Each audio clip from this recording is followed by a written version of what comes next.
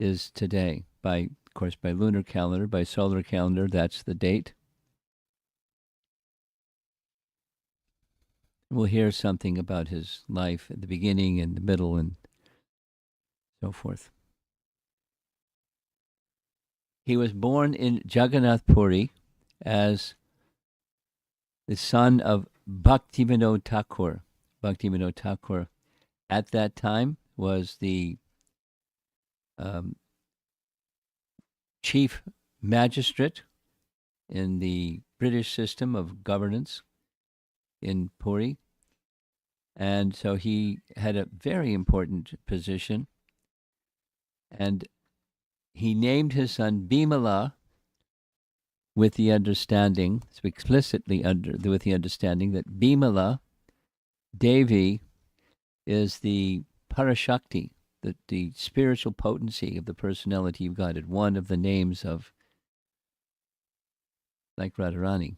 So Bimala Devi. So after her, Bimala Prasad. Datta is the family name. And he lived almost 63 years. This is his departure date, 1937. And one of the biographies about him is entitled Araya Vishnu, because when his father was living as a Vaishnav in Puri,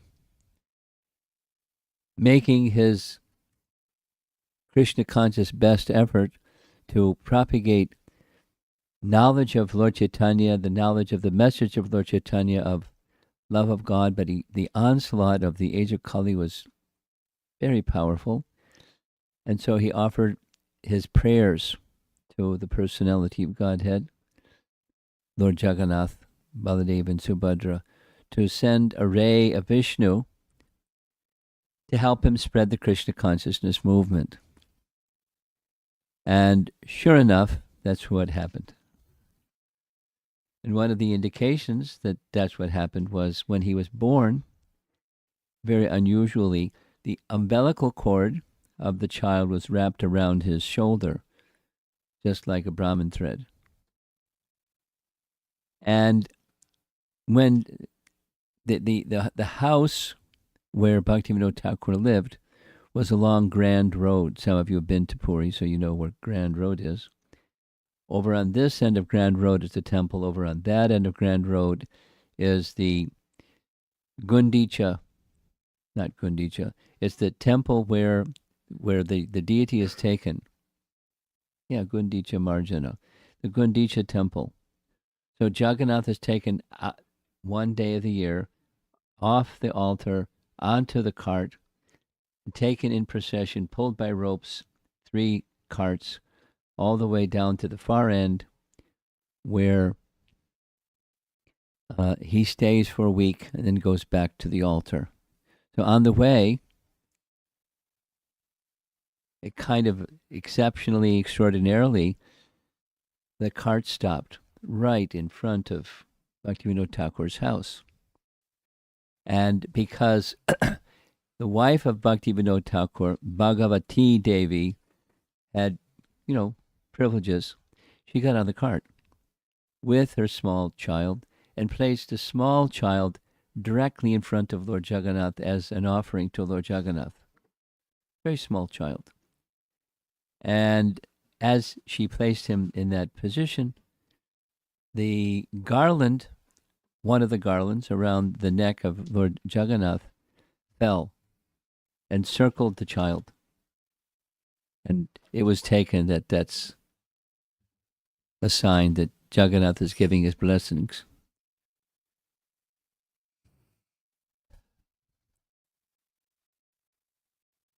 Bhaktivinoda Thakur Bhaktisiddhanta had the greatest respect for his father. Greatest respect for his father.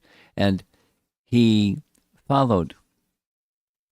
He took inspiration from and followed in his footsteps. And just to give some idea of his personality, there was a point in time when Bhaktivinoda Thakur was giving regular morning Bhagavatam classes in Jagannath Ballabh Gardens. Those of you who've been to Puri, you know where that is.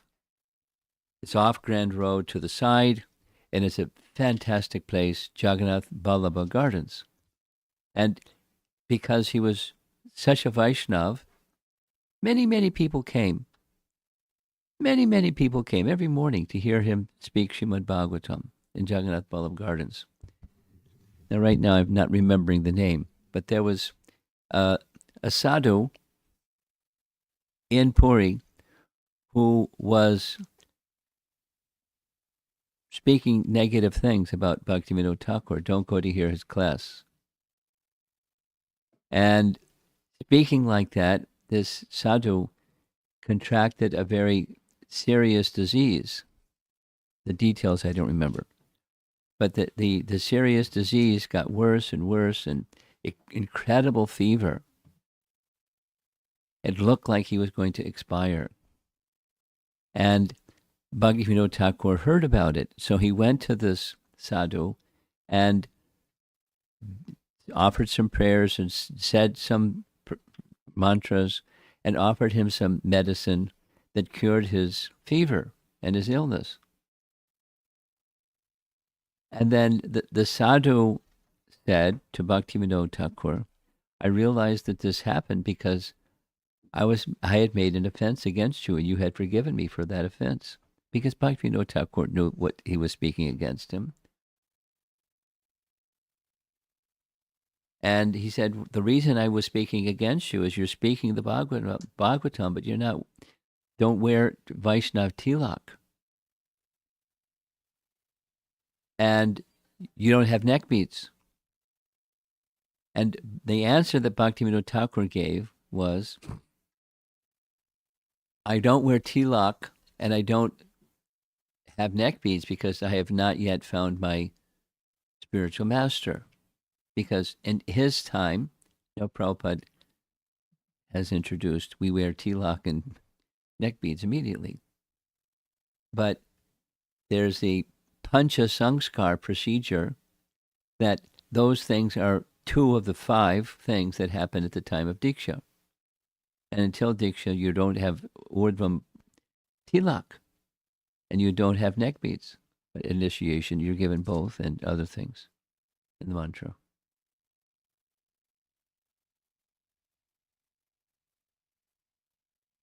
The sadhu was very apologetic and they became very close friends after some time because then he could understand. He's an extraordinary personality. Later, just to give some picture of Bhakti Siddhanta Saraswati Thakur, Bhakti Siddhanta Saraswati Thakur took exception, umbrage is the word, when the Bhaktivinoda Thakur, his father's spiritual master, was accepting Bhaktivinoda Thakur, paying obeisances at his feet and rubbing his head and all those nice little exchanges. Right in front of him, Bhaktisiddhanta scolded him. You have no idea how exalted is this personality who is at your feet. You're not qualified to be his spiritual master. He was like, Nrsinga Guru, Bhaktisiddhanta, very strong. All regard for real qualification. Bhaktisiddhanta, when he wanted initiation, he approached Gorkishore Das Babaji 3 times. And each time he said no, because he wasn't accepting disciples. And the 4th time he said yes, because he saw how sincere and qualified and serious was Bhaktisiddhanta. Another nice example of the relationship between Bhaktivinoda Thakur and Bhaktisiddhanta, in their adult years. On the occasion of the appearance day of Bhaktivinoda Thakur, he published a book called The Vedanta, Its Morphology and Ontology. Now, this has very special personal relevance in my life, and the reason is 1969. 1969. I received a Back to Godhead, my first Krishna conscious literature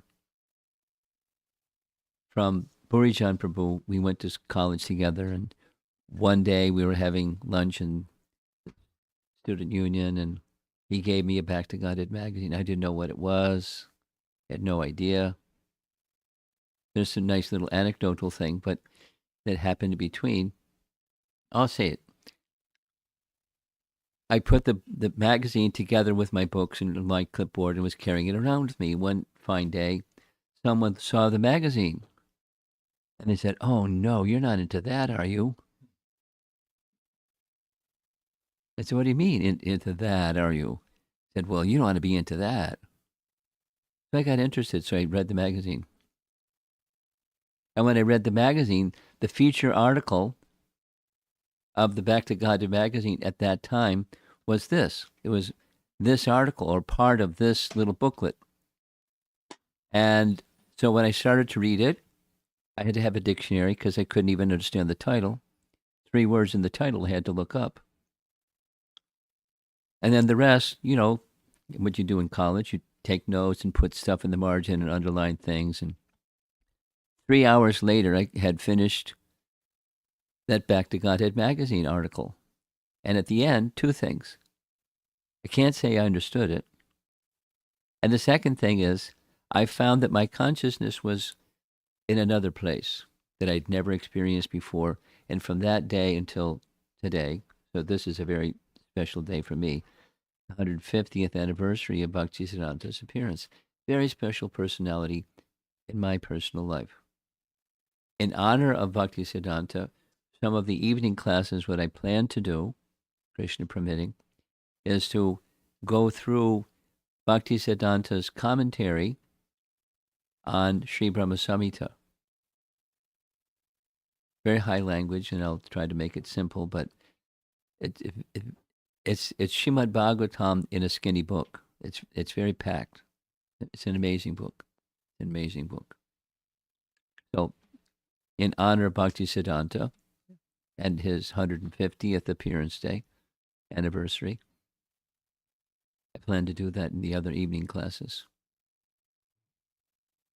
These, a few, not the whole thing.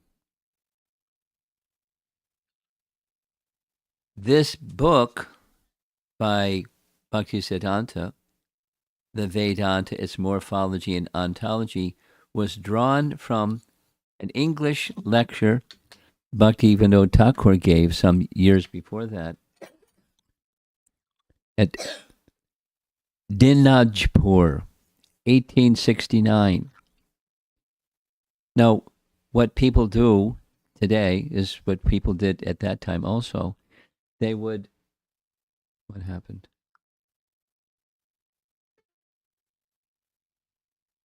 When they gave a public lecture, when you give a paper in academia, you also, you speak on it, you give a presentation, a written presentation. So that written presentation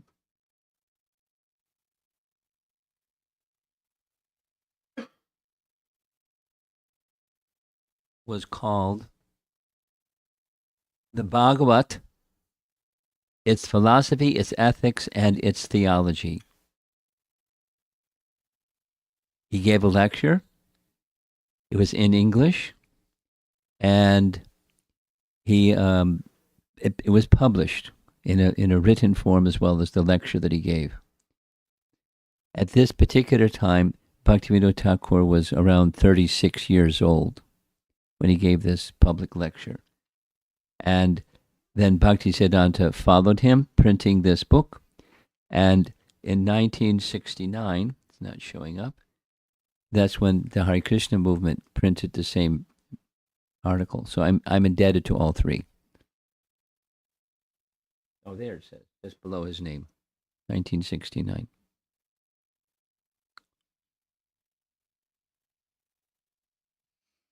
Notice the center. What's at the center? At the center is the logo of the Gaudiya Math. And here's a close-up of the logo of the Gaudiya Math. And it's in Bengali. In case you don't read Bengali, here it is in English. It's the Nama is at the center. And surrounding the center are Yasha, Shri, and Gyan, Vairagya, Aishvarya, Virya. Those aren't exactly the opulences of Bhagavan, but they're features that come from these two divisions. At the top, there's Chaitanya Mahaprabhu. At the bottom is Guru Gaudiya with Vaishnav Tilak. And looking at the image on our right, that's the Aishvarya worship. There's Lakshmi Narayan, there's a bell, there's incense, Archana. Pancharatra is the procedures to be followed by Vaishnavas in worship of deity. So deity worship in the mood of Lakshmi Nrsimha, Lakshmi Narayan on the right side. And on the left side is Radha and Krishna under a tree, or Raga Marg. So Vidhi Marg combined with Raga Marg. That is to say, Chaitanya Mahaprabhu, who's at the top, gave both. And we're supposed to receive both. And you start with the Vidhi, but it's meant to lead to Raga. What's Raga? Raga means spontaneous devotional service. Raga Bhakti. So regulated or Vaidhi sadhana bhakti leads to Raga sadhana bhakti. It can't, doesn't have to. You can stay with Vidhi and that's fine. And that which stimulates the Raga at the top is Bhagavatam, at the bottom is Kirtan. Compliments to our Kirtaniers. You're on the Raga Marg path. Congratulations, kids. And notice in that same wedge that has the mridanga, there's something else. What's that something else? The printing press. Now, a printing press at that time was the offset printing press procedure.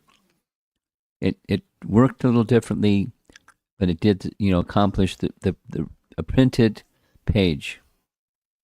And the printed pages were bound and became books. And so book distribution was a very significant part of, so much a significant part of Bhaktisiddhanta's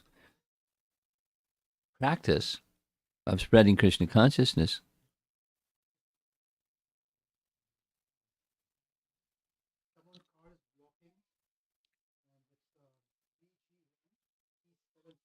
What kind of car?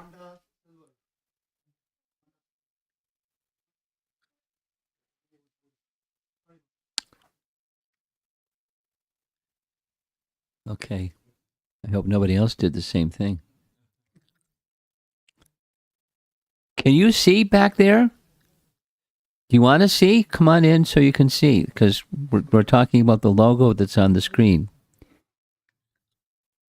That's a good one. Do we not, now that we stopped, everyone move up a little bit, because sometimes people come a little late. Ladies, please make yourself uncomfortable for a moment. Those of you that are against the wall, it's fine. You can stay against the wall. Those are the coveted spot. But everyone else come forward, because some people come a little bit late. And it's okay.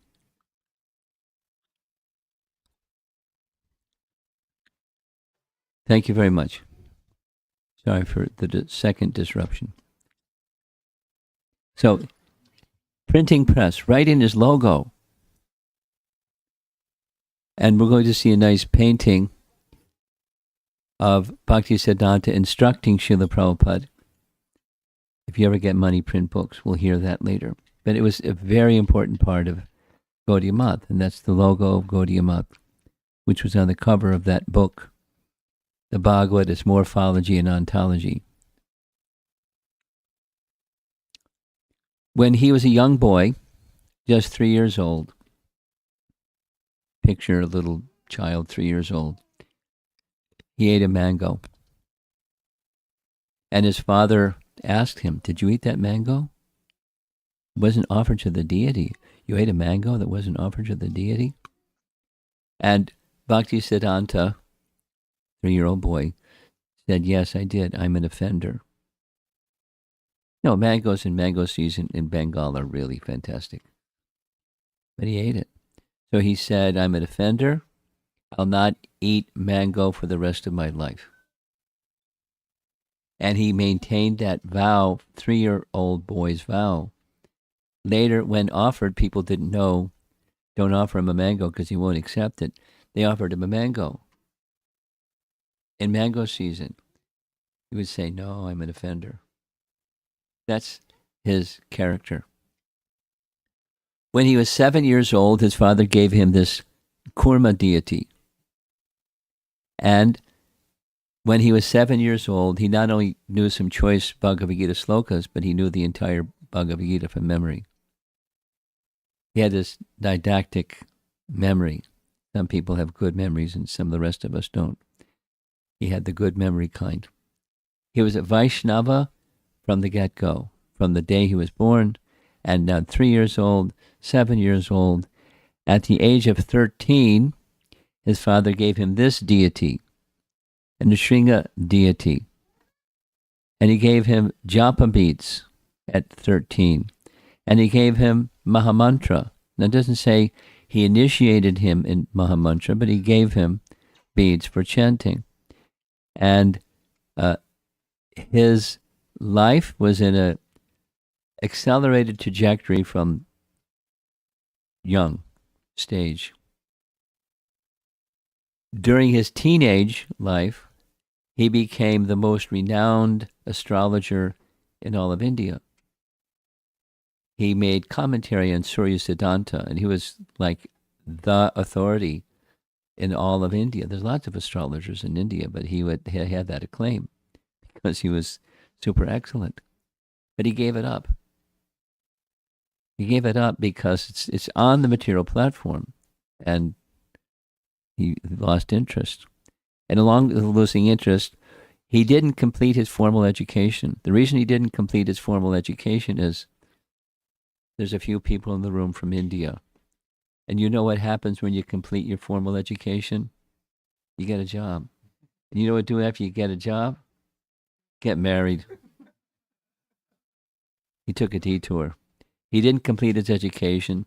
He didn't get a job. He didn't get married. But he became the librarian by choice from the king of Tripura, who was a Vaishnav. And that's what he did instead of, the path of...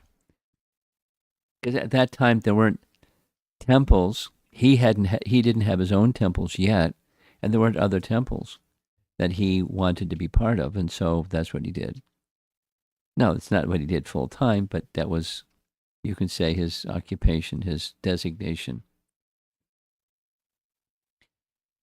Going forward in time, he was visiting his father, who was now in a retired phase from his chief magistrate in Puri, and he was living more in a bhajan solitude position, very near to the samadhi of Haridas Thakur. So I don't know if does anybody in the room need an introduction to who is Haridas Thakur? Is any new people that would like me to explain? Okay. Haridas Thakur was born in a Muslim family in now Bangladesh, but then it was something else. And from childhood, he had affinity for Hare Krishna Mahamantra. Many, many, many things happened. Fast forward, he became designated as the Namacharya. He chanted 3 times 64 rounds every day. Now, many devotees chant 16 rounds a day. And some devotees, on special occasions, some devotees every day, chant 64 rounds. He chanted 3 times 64 rounds every day. He was immersed. every day for his life. And when Haridas Thakur became too old, Chaitanya, he was living in Puri to be with Chaitanya Mahaprabhu. And Chaitanya Mahaprabhu asked that, Haridas, you're so old, you're a perfected soul, you don't need to do this chanting. And he said, no, I made a vow. I have to complete my chanting.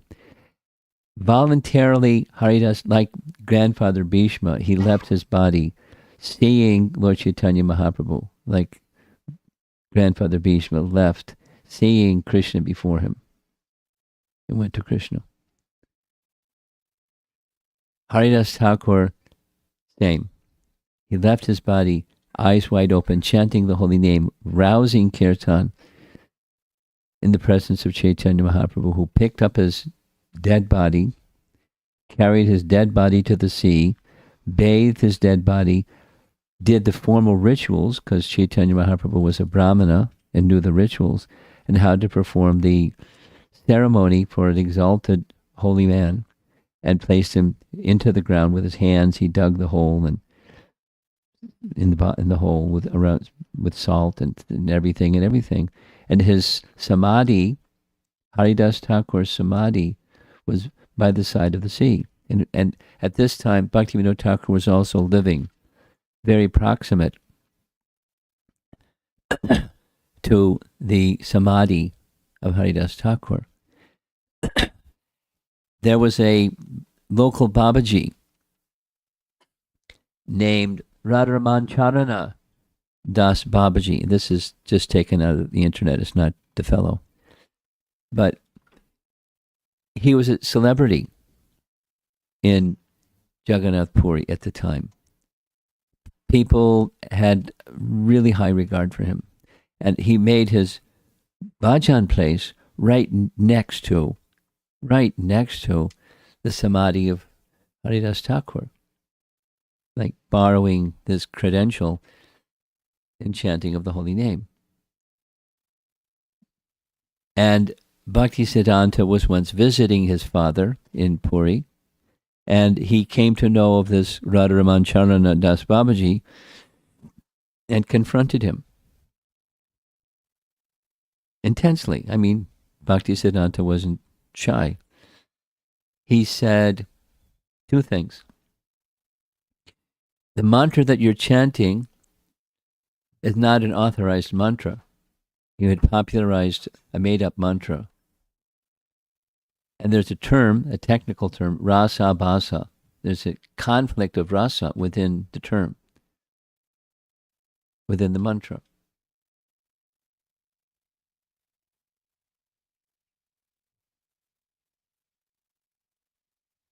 I won't repeat the mantra. It's rasa bhasa.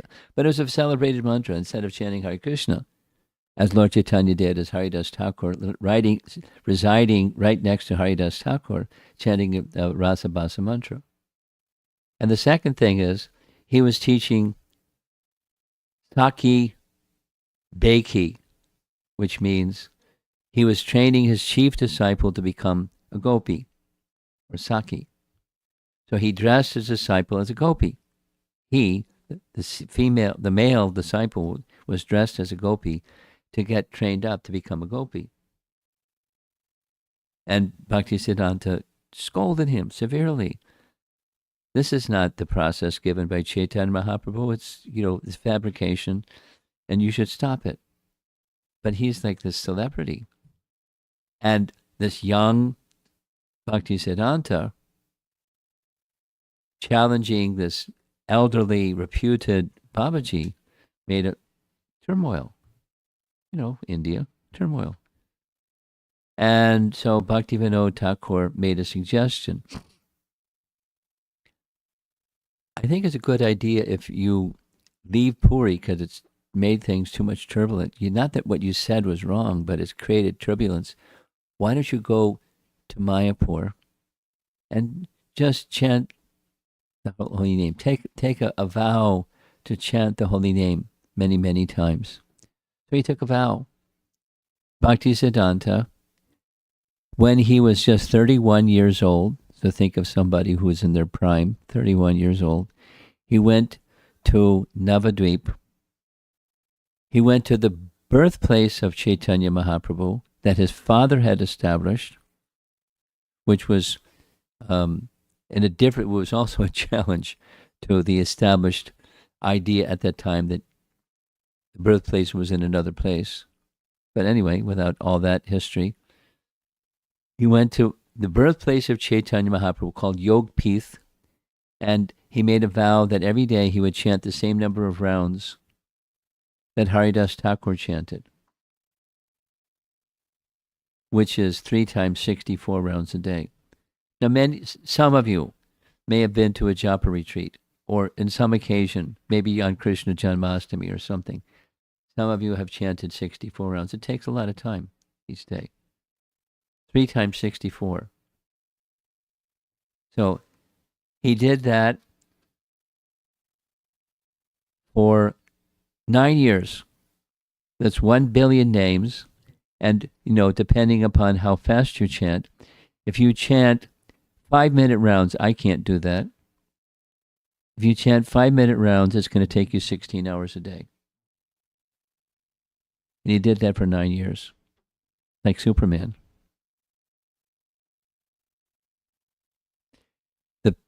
After some time, he shifted his location from the birthplace of Chaitanya Mahaprabhu to the place where Chandrasekhar Acharya, who was a very elevated Vaishnava during Chaitanya Mahaprabhu's times, where he resided, which is just down the road.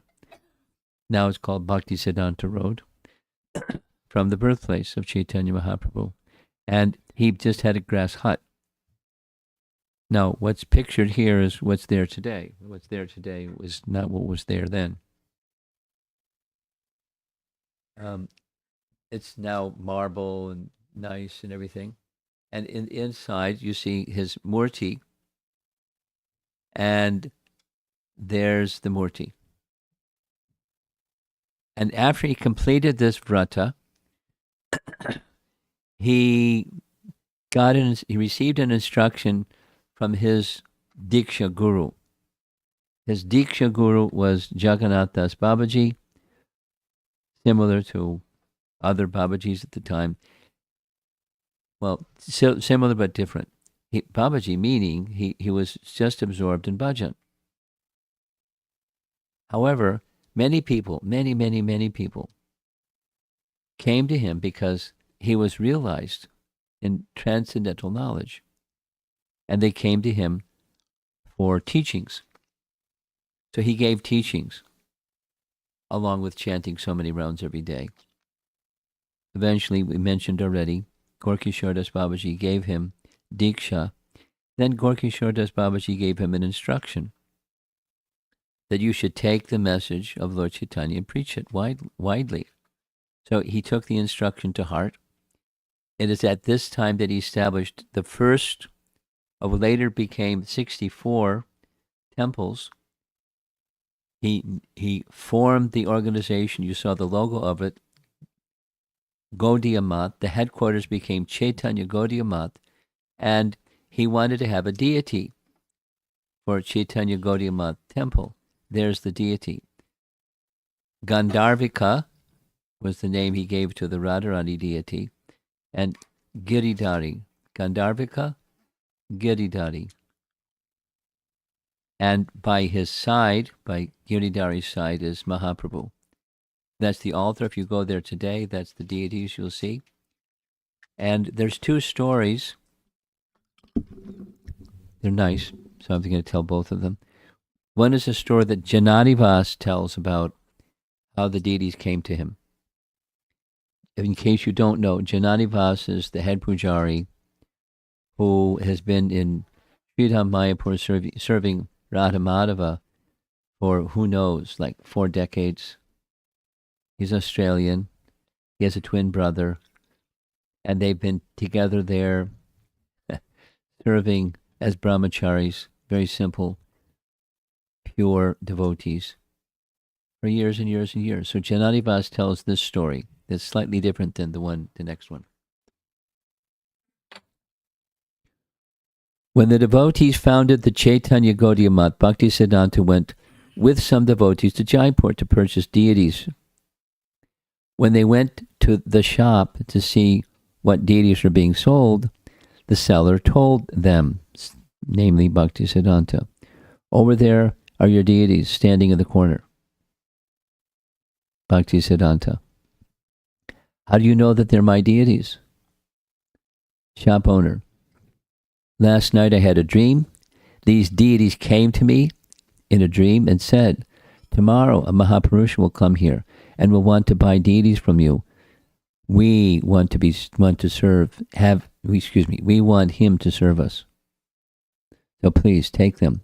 I want to give them to you." Shop owners. So he gave them these names.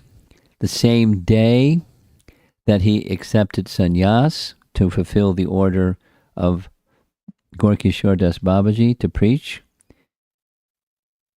And that was a very unique way that he accepted sannyas from Gorkishore Das Babaji. He accepted sannyas from Gorkishore Das Babaji from a picture. And the mantras came from a book, but it's the order of his spiritual master. Gorkishore Das Babaji wasn't a sannyasi, but one who isn't a sannyasi can give sannyas mantras because there's a procedure. There's another version that's similar, but at the Chaitanya Gaudiya Math, that's the name of this headquarters place for Bhaktisiddhanta's preaching. From 1905 to 1917,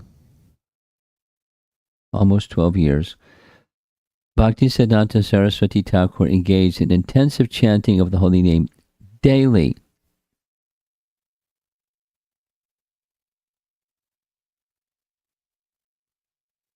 I beg your pardon? What? Okay, so I'll connect it again. Thank you.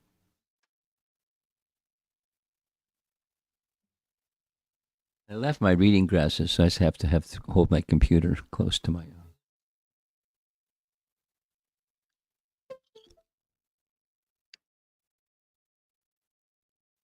Magic's going to happen. It's going to show up again.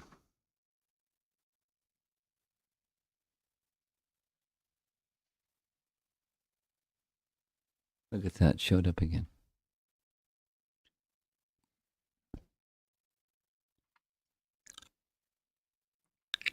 The next year, for the purpose of establishing the Chaitanya Gaudiya Math, Bhaktisiddhanta Saraswati Thakur went with some devotees to Jaipur to bring deities from there. They went to several shops to see what deities were available. When Bhaktisiddhanta Saraswati Thakur expressed his attraction for a particular set of Radha Krishna deities, the shopkeeper said that these deities had been sold already, so he could not take them. Bhaktisiddhanta left and returned to his room. That evening, Bhaktisiddhanta had a dream of the same deities, instructing him that he needs to return to the same shopkeeper and install the deity in Mayapur. When he told the shopkeeper about the dream, the shopkeeper accepted and said he could take the deity. So slightly different, but the deity wanted to be worshipped by him. That's the main point. So there's the deity and his sannyas initiation, and the installing of the deity gives the date. Here we see Bhaktisiddhanta with a beard. Why a beard? Because he observed Chaturmasya very severely every year. Chaturmasya, 4 months of the rainy season, he kept certain vows. 1, no shaving the head, no shaving of one's face. 2, eating only once a day, khichdi without salt. Try it. Try one meal, khichdi without salt. Not very palatable. 3, he didn't eat with his hands. He leaned over and ate only with his mouth like a horse.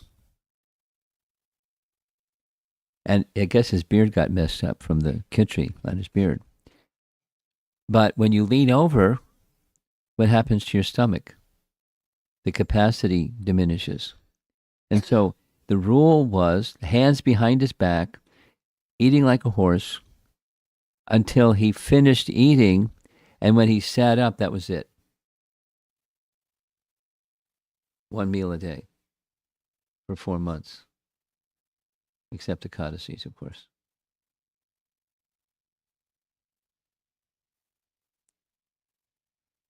And then he would shave, go back to his.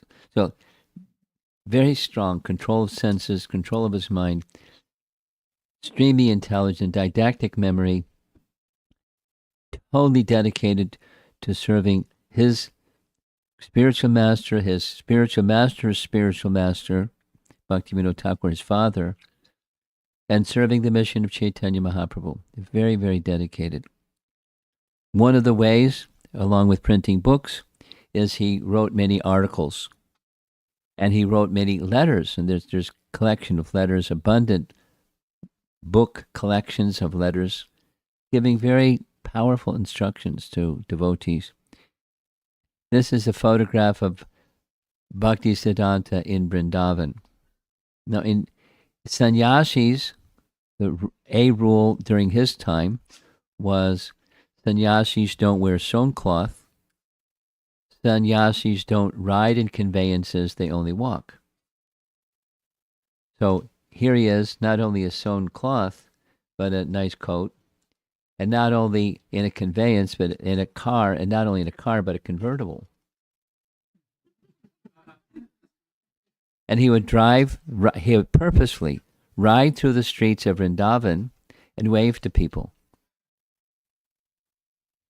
Because his message was Yukta Vairagya. In impersonalist, it's Jnana Vairagya. And for him, or for Chaitanya Mahaprabhu, for Rupa Goswami, it's Yukta Vairagya. That is, Yukta, engage in bhakti with detachment from the material because of attachment to the spiritual, or attachment to Krishna. And everything can be used, this nice camera, then this big screen, and sometimes the computer connection works and sometimes it doesn't. But we can use technology. Just this morning, I was listening to Prabhupada having an interview, his recording, 1975, Dr. Gerson, who is a professor in Los Angeles, saying, I'm completely amazed, because he was an author, a professor and an author. And he said, I've looked at how you do your book publication, and that technology is the top of the line. And Prabhupada was chuckling. You're speaking all these things about detachment, but look what they're doing with this publishing branch of the Bhaktivedanta Book Trust. It's beyond, because I do a lot with publishing. I know what publishers do, and you're at the top of the line, even what they don't have. So, and then Prabhupada explained Yukta Vairagya. Now here's Bhakti Siddhanta challenging in Vrindavan, riding around a convertible. And it's a no-no, but he was making a point. And he lived his life that way, not challenging people all the time, but making a point. Everything belongs to Krishna, should be used in his service. Here's Bhakti Siddhanta, of course, with his head shaved, and he always had this very intense look because he was an intense person. Sometimes he would dress like this. This is a group photograph. He is wearing a turban, fancy garland, and he's with an assembly of his Vaishnava followers, giving teachings. We'll get into this in just a moment. Here's a formal portrait photography session of Bhakti Siddhanta that later became a painting.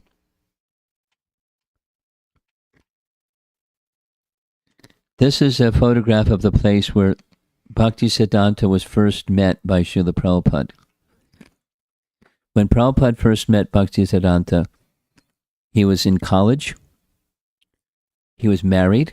He had a child. And his father, Gaur Mohan De, Prabhupada's father, was a Vaishnav. And Prabhupada's father had the practice of inviting sadhus to come to their home again and again and again and again and again, and ask the sadhu the same thing. Please bless my son that he becomes a devotee of Radharani. That was his father's aspiration. And from Prabhupada's perspective, he would have people that weren't so sadhu-like, but he thought his father, my father's not so discriminating. Anybody that has saffron, he has them come and ask the same question, same blessing. So when his friend, college friend, said, come meet a sadhu, he said, no, I've met so many sadhus, thank you. And his friend said, no, he's different, so please come. So 104 years ago, that's not right, yes, 102 years ago, they met on a rooftop,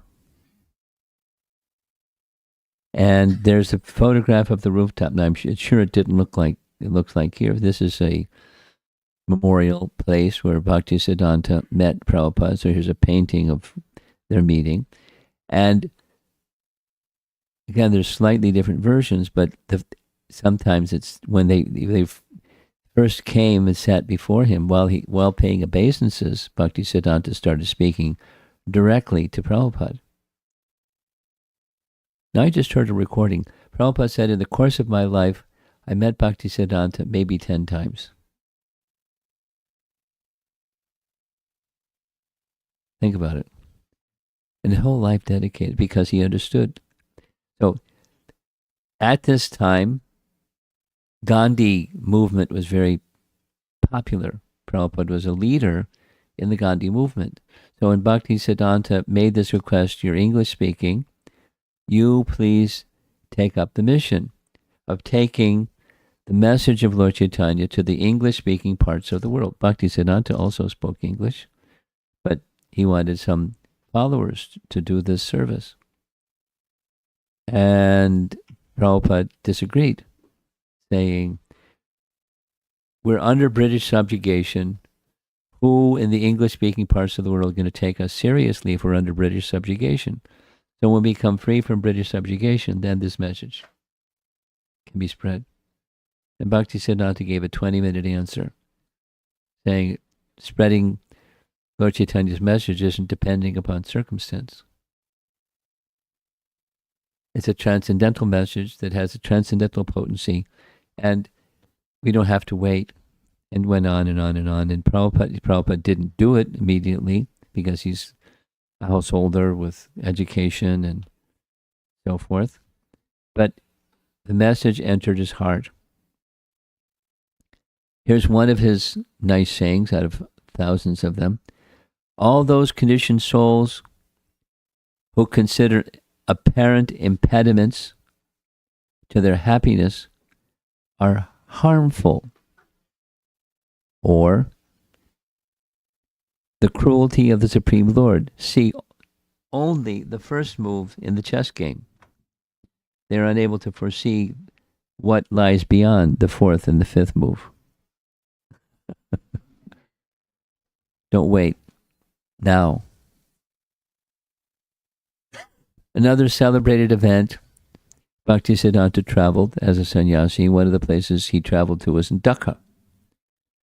And he accepted a challenge. He said, can you speak on only one verse for a whole month? So he agreed.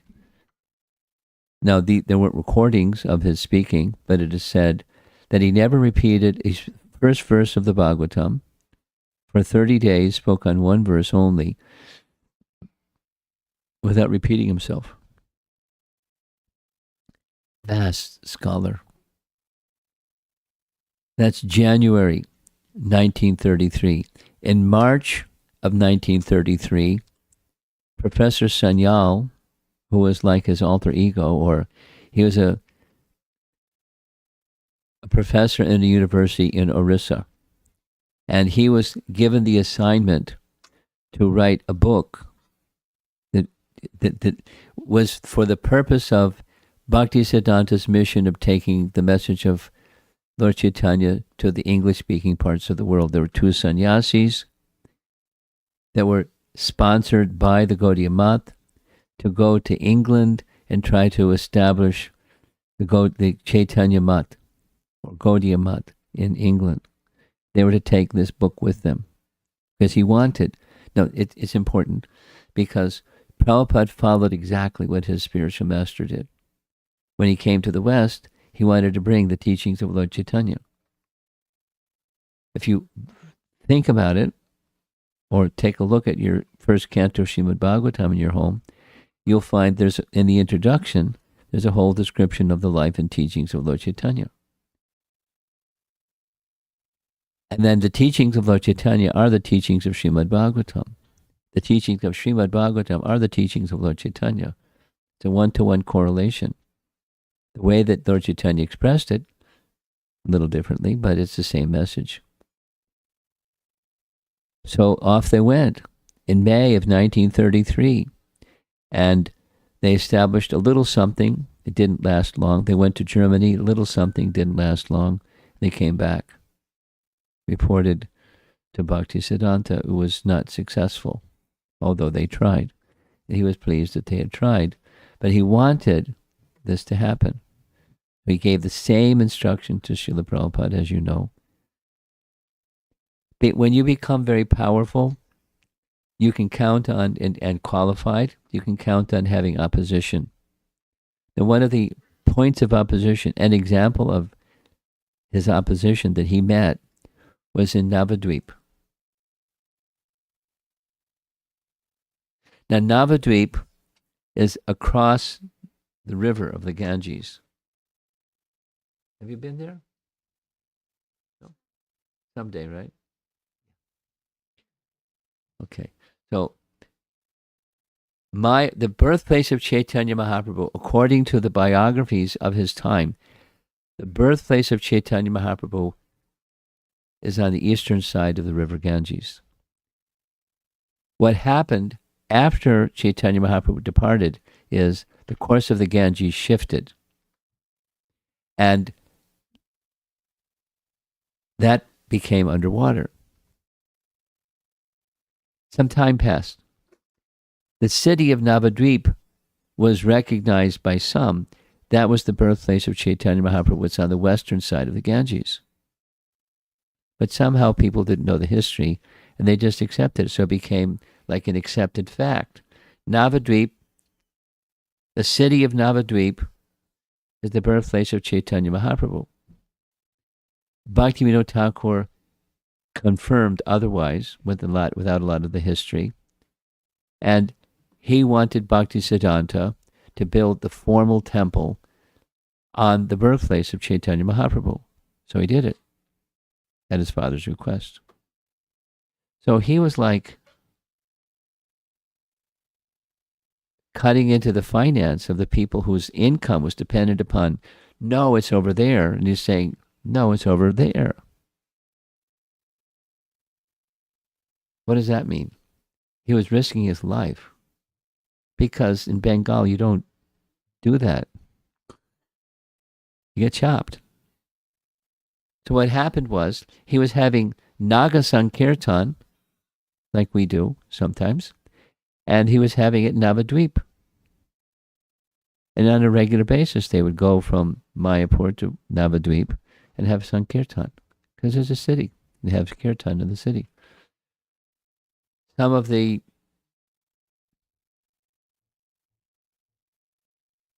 money invested people, called Brahmins, wanted to kill him because their livelihood was at stake. So they went to the police and offered a bribe. You look the other way, we're going to kill him. And the police said, well, you know that we accept bribes, but he's a sadhu, so we can't accept this bribe. And somehow that murder plot leaked. But Bhaktisiddhanta was fearless. They went to downtown Navadvip, as you see in this painting. This is like a formal photograph, where they were doing Naga Sankirtan in Navadvip. And when the hired Gundas came out with their weapons to kill Bhaktisiddhanta, it was a big bunch of confusion. So there was one tall, thin grahasta who pulled Bhaktisiddhanta to the side and said, let's change clothes. I'll wear your sannyas dhoti, you wear my grahasta dhoti, and they won't know the difference because we have the same stature, because they really don't know you. So that's what they did, and he survived. Now the grahasta also survived, and later that grahasta became a sannyasi in Mathura, and he's the one that gave Srila Prabhupada his sannyas diksha. Keshava Maharaj was then a grahasta. So Bhaktisiddhanta escaped, went back across the river, went back to his headquarters, and the police caught the Gundas. They put them in jail, and they went to Bhaktisiddhanta and said, do you want to press charges? And he said, no, I don't want to press charges. The publicity that the newspapers gave, the chanting of Hare Krishna and Lord Chaitanya, and we could never have gotten all of that publicity otherwise. So yeah, send them a thanks. It was kind even to attempted murderers. I don't know if I would do the same thing, but that's what he did. And part of his teachings, while there's strong emphasis on chanting of the holy name, look what he did for 12 years.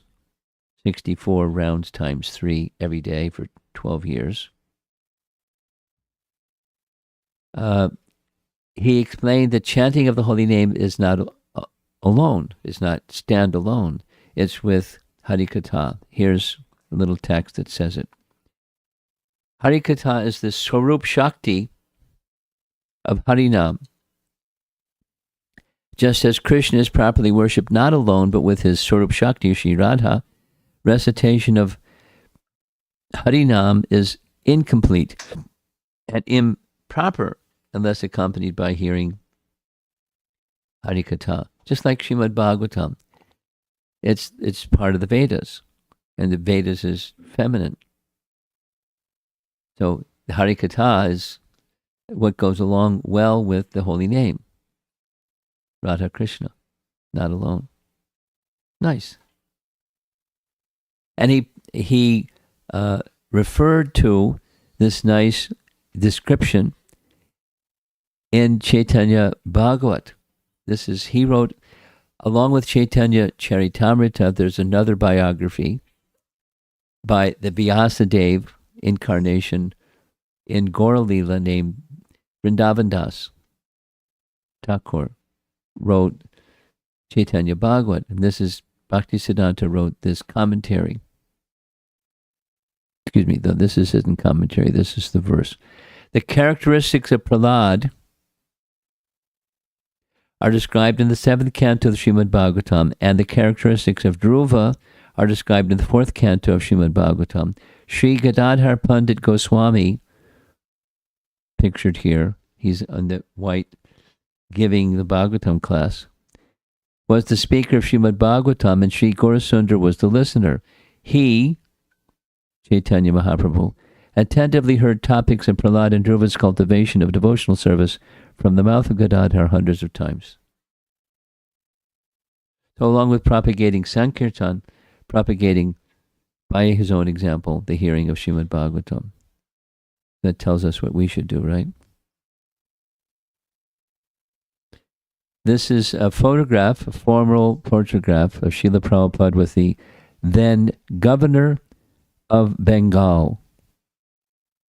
His name was John Anderson, with his assistant by his side. And there's Bhaktisiddhanta sitting in a formal way at a formal table, and they all get garlands and having discussions on, because Calcutta was the capital of the British Empire. in India. It wasn't Delhi, it was Calcutta.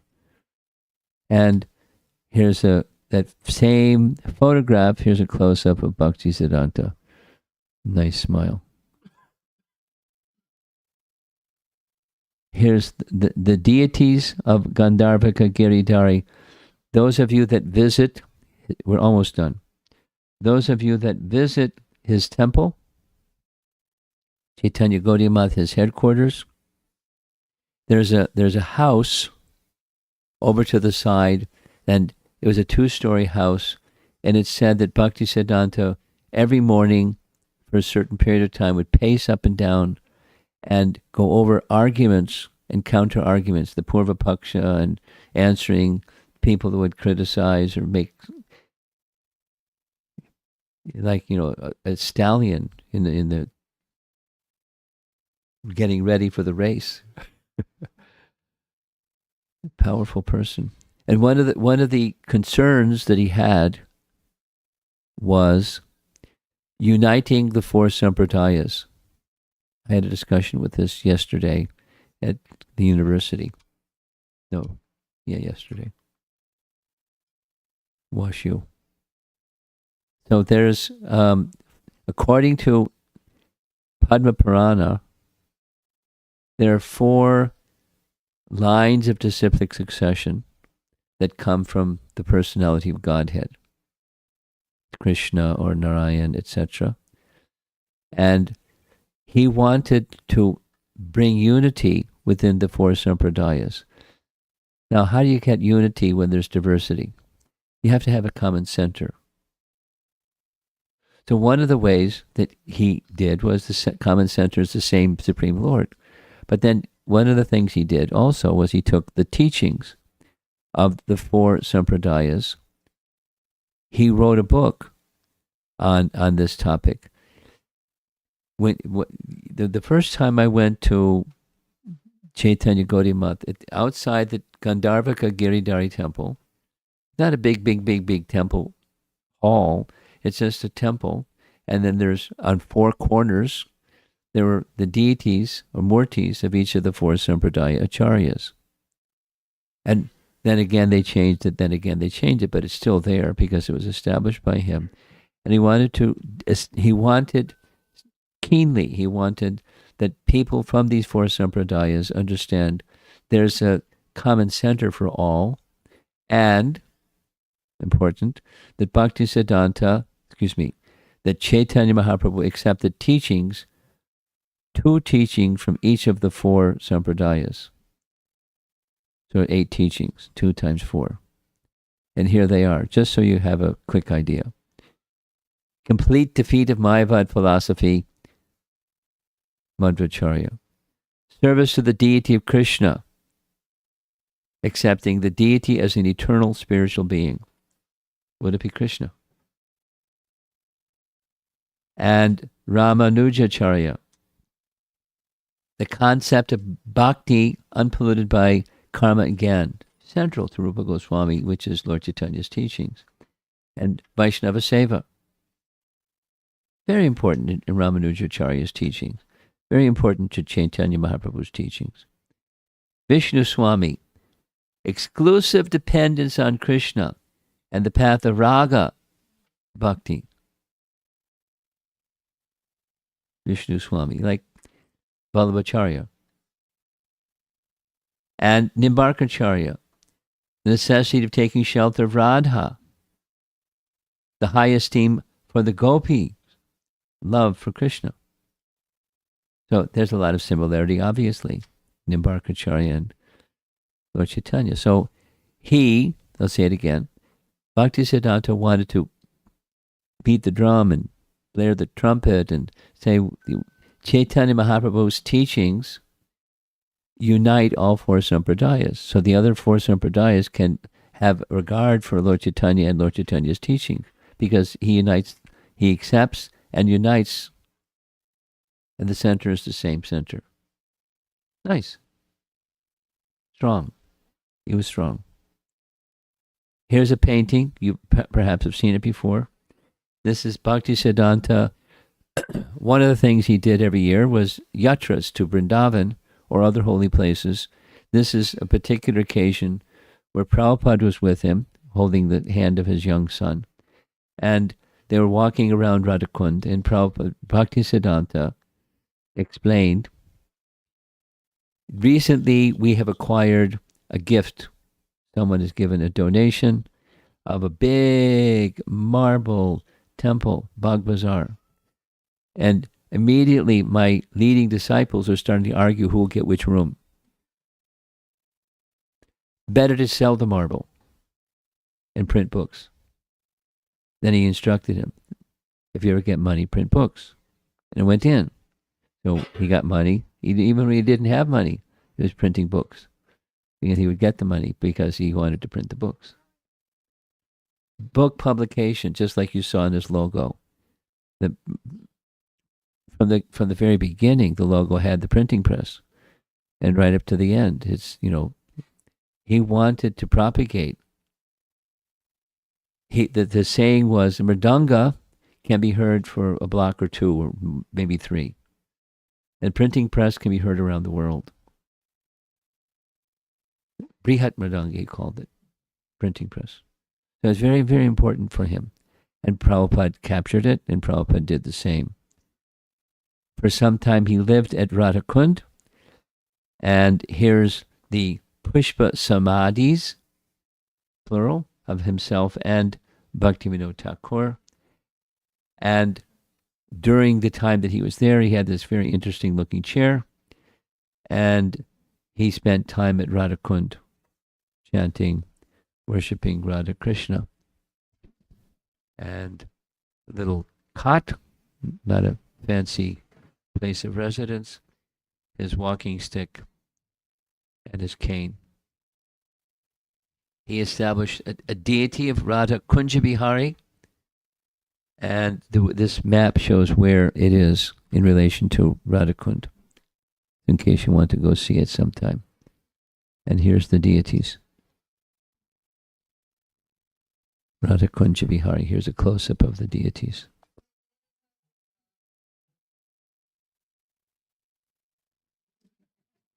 Bells and whistles. Last slide for this evening. God is the shelter of all. He sends many obstacles and inconveniences to those who wish for shelter under him in order to test their ardor and steadiness. So next time you get a test, you know what that is. Krishna's testing you to see what's your strength and ardor. It's very similar to Hanuman's crossing the sea, the demigods they wanted to see. When he gets to Lanka, he's going to meet some challenges. Let's see what his competence is. And so they made a request that the goddess of the Nagas would come before him as a big mountain and make an obstacle. No, that's a different one. Anyway, he met the challenge. Simhika. There we go. So, the 150th appearance of Bhaktisiddhanta Saraswati Thakur, and I'm very happy to be with all of you here in St. Louis. Could have been a lot of other places, but here we are, by design, honoring Bhaktisiddhanta Saraswati Thakur and his gift to the world, to Srila Prabhupada, and Prabhupada to all of us and future generations.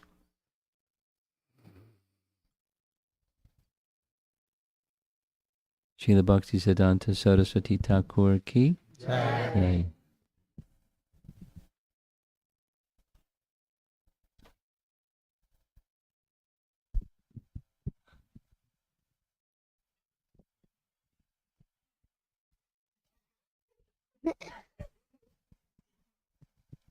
I thought he was going to be a monkey, and now he wants to be a servant.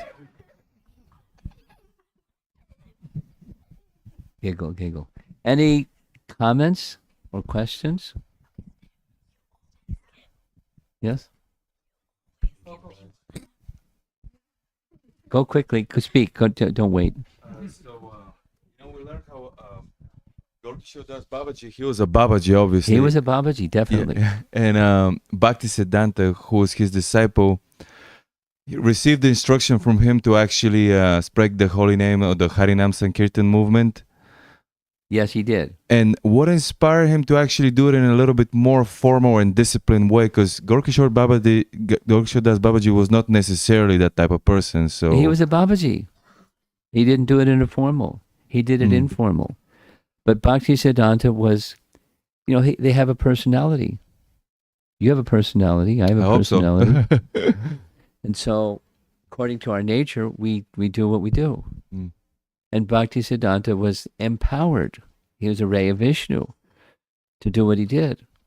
So he had created structure and systems and everything, deity worship and training of devotees. Because you get people, that's one thing, and then to train people, that's another thing. So he was an acharya. And Gorkisho was a Babaji. Mm. They had different gifts and different ways of giving Krishna to others. So they did what they did according to their personality and how they're empowered. Can you see the screen way back there on the... Okay, behind you. There's a... Okay. She's with us. And I have one more question. One more. Unless anybody else wants to ask.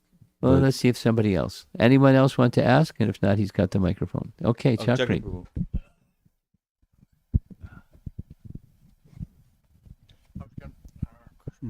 I was wondering how it was mentioned how Bhaktisiddhanta was mentioning sell the marble.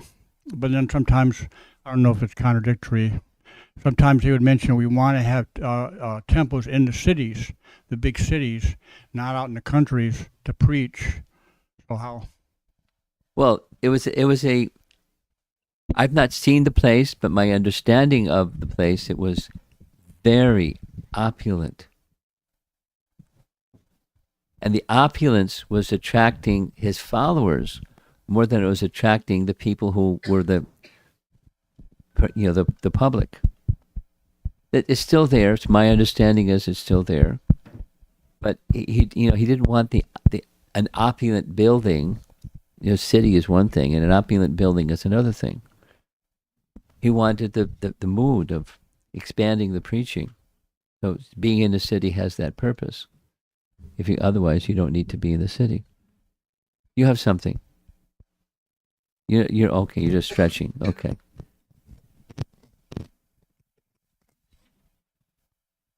Anyone else?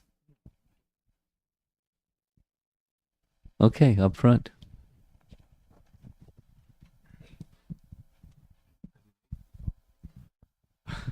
Hare Krishna again. So, you described how Chaitanya Mahaprabhu incorporated two things from each sampradaya in order to unite them. So is it safe to say that we're followers of all these four sampradayas? No, we're followers of Lord Chaitanya Mahaprabhu. Okay. It's not that that Lord Chaitanya did some cherry picking, 2 from this tree, 2 from that tree. It's Bhaktisiddhanta's generosity to indicate that yes, in fact, these 2 points from each of these 4 sampradayas were very important to Lord Chaitanya. It was an effort to unite, and we're followers of the one who is the effort to unite. That's how we should see our affiliation and our heart. Right next to you. Hare Krishna Maharaj, I wanted to get a clarification. We can say we're in harmony with each of them, but not we're with each of them. Go ahead. I wanted to get a clarification. The deities of Bhaktisiddhanta Saraswati Maharaj is the Gandharvika Giridhari deities. Yeah. They are in Navadvip? No. No. They're in just down the street from the ISKCON temple. So down the street means the road that to get to Sridham Mayapur, our ISKCON Sridham Mayapur, you pass by Chaitanya Gaudiya Math. Okay. It's on the same road down the street. It's in Mayapur.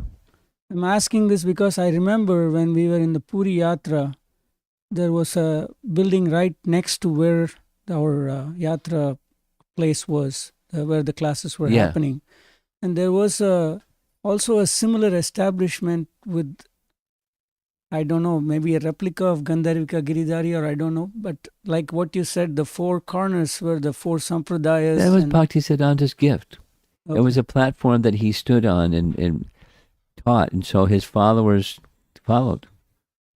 It's Gaudiya Math Temple That's following okay. Bhaktisiddhanta. Okay. And they have a place in Puri, and that's fine. Thank you, Maharaj. Okay. Okay.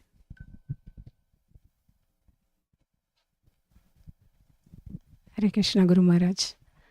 Guru Maharaj, can you please explain the one of the slides said Harikatha is a Swarup Shakti of Harinam, or the other way around? Harinam No, you got it right. You got it. You know, of the holy name. The name is Shakti Man, and the Shakti of Shaktiman is Harikatha. Shakti is worshipped. Shaktiman is worshipped with Shakti, not alone. So we don't have Kirtan alone. We have Kirtan with Harikatha. Radha Krishna, or Lakshmi Narayan, or Sitaram, but not alone. Thank you, Guru Maharaj. Is it clear? Yes, Guru Maharaj. Okay. And I have a comment. Okay. So whenever we hear Bhaktisiddhanta's life, and it's a life of inspiration so Yes. much. But whenever I try to read his commentary on Brahma Samhita, it's very difficult, Yes, I know. unable to relate. Yes. I can hardly go through a few pages. Okay. Well, I understand what you just said, and therefore, Krishna permitting, I have taken on a project. It's now about 250 pages long, of making a readable presentation of explaining the verses of Brahma Samhita in a book form, and then giving lectures on the book. You know, it's a standard procedure. And, you know, as you heard, I said at the beginning, even before I knew what the Hare Krishna movement was, before I knew who Prabhupada was, before I knew devotees, before I knew anything, I had this high regard for Bhaktisiddhanta, just from reading this mystical article and what it did to me. I was used to reading technical things, and it wasn't impressive because he had big vocabulary, and I was going, wow, he's got a big vocabulary. The consciousness was transmitted through that little article, and a very elevated consciousness. So that's what happens when you have that kind of association. So I want to do like that, the broadcaster of what he wrote, and then other acharyas and what they've written, because Chaitanya Mahaprabhu got a copy of Brahma Samhita in a temple in South India. He had a copy made, he made copies, he distributed his copies to others, and it became like an accepted text, authoritative text that Lord Chaitanya endorses. So people took interest. Jiva Goswami wrote the first commentary. Bhaktivinoda Thakur wrote a commentary based upon his commentary. Bhaktisiddhanta made a commentary based upon both of them, of course, in their own inimitable style and flavor. So I'm attempting to do something similar, but in language that it's accessible. Oh, let's see how it comes out. It's slow going because I've got other things I do besides that. Ever try to write a book? Anyone else? Yes? Hare Krishna Maharaj. So Maharaj, I was thinking about the last point, the last message, Bhaktisiddhanta Saraswati Thakur that you put there on the slide. Okay. That one who wants to take shelter of Krishna, Krishna gives them inconveniences. Not always. So I was just thinking that as Krishna also gives the strength to overcome the inconvenience. Oh, yeah. Is that also always true? Oh, yeah, always. Krishna never puts one in a situation that the strength to overcome a conflict or a difficulty in that situation, it's not available. He leaves you stranded. It's not like that. It may require, like with the Pandavas, for example, intensifying the shelter-taking mood, which is a wonderful gift. And then Krishna comes.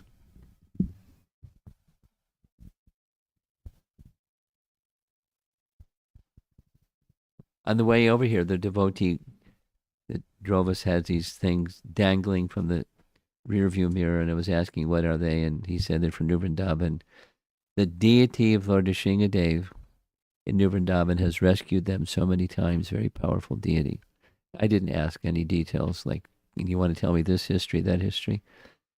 But difficulty may come in taking shelter of the Lord who can create the difficulty and help you overcome that difficulty is always there. Always there in the life of his devotee, the Lord's devotee. Is that all right? Behind. Keep going in the back. Thank you, Maharaj, for coming and sharing this lecture with us. So, my question is about the chess move. Which one? Chess move, the first move. You had a slide where saying Krishna does first move and we get kind of agitated, not knowing what is fourth and fifth move. Okay. So how to... Not exactly what he said, but go ahead. I mean, maybe I'm wrongly paraphrasing it, but... Yeah, that's it. Yes. When we are faced with challenges, we're only thinking knee-jerk. Like, I got to respond to this. But we're not thinking ahead and thinking ahead and thinking ahead. So, like, life has a destination. And if we just get caught up in the temporary and therefore forget the long term, we're not thinking necessarily long term. Anyway, an intelligent person can think, they can act short term, but think long term at the same time. So now, what's your question? My question is how to develop that mood of our patience to wait. What are the practical thought process on should have? Utsahan nischayat daryat, Rupa Goswami's teaching, right? You know the meaning? Nectar of instruction, Upadeshamrita. Enthusiasm, patience. Wait a minute. Go, stop. It's not go, stop. It's maintain enthusiasm and be patient for the outcome. For daryat, you have confidence or conviction, firm that Krishna is there and Krishna is going to help you. So that's how it works when it's working properly. The daryat, then one's mind can be steady. Dhira, same Sanskrit root. Fixed in determination. Enthusiastic, patient. Is that okay? Thank you. Thank you. Yes.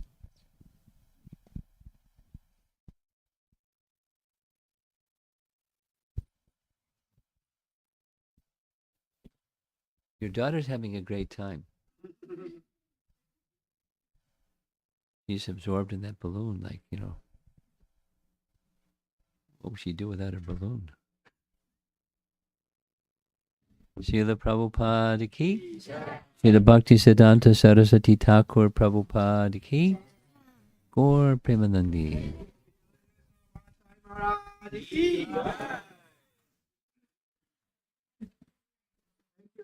Everybody for coming.